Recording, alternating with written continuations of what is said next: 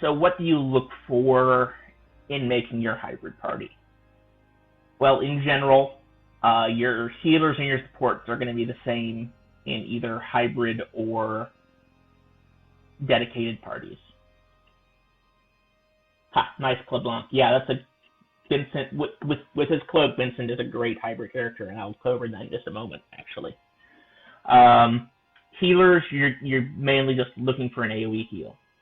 Any healer with an AoE heal is a good healer. Period.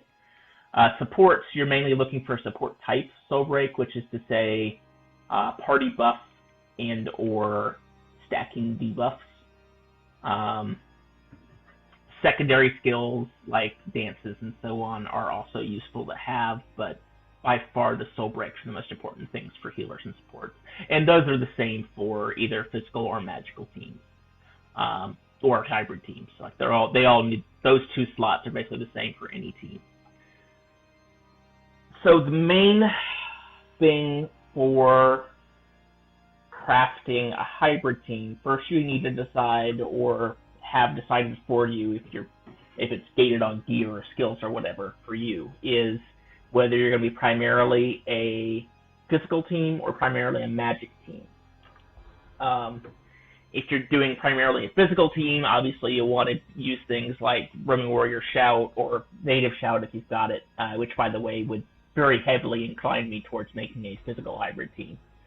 And you want to, your characters in the party will want to be things like knights or characters with C5.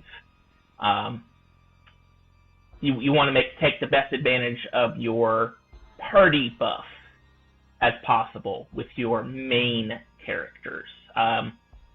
With mages, it's obvious there's only like 3 mage skill sets and they're all great in their own way. So, but with physical characters, for your primary characters, you really want to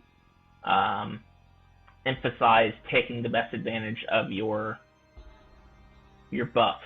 And another thing to keep in mind is one of the advantages of hybrid teams is spreading out your orb usage, so it's actually nice not to put all your eggs in the St. Cross basket or all your eggs in the Thief's Revenge basket. Bringing 1 knight, 1 thief, and 1 spellblade for your physical component is great because it means you're using your resources most efficiently, and that's one of the hallmarks of a hybrid party. And then, of course, just raw stats in general and having soul breaks are also important for your primary characters, and those are probably going to decide, honestly, which your primary characters are. It's pretty rare that someone who has a bunch of soul breaks is going to bring a character who they don't have a soul break for.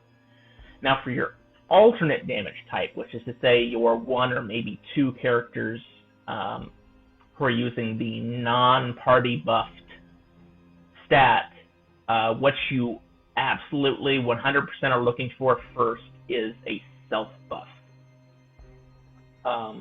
Mirror of Equity from Samurai, Punishing Palm from Monk, Dark Bargain or Memento Mori from Darkness, which we don't have yet, but we will very soon, Steel Power, or a self-boost soul break like Vincent's Cloak. These are the kind of things that you will absolutely want for your alternate character. They're not strictly necessary, but they are something that makes your job way, way, way easier. Because again, remember that the disadvantage of the hybrid party is that your alternate damage type characters aren't getting the party buff. So if they can bring their own buff, especially if that buff also deals damage, in the case of everything with Steel Power there, and some soul breaks, if they can deal damage at the same time as they're buffing themselves, that's great.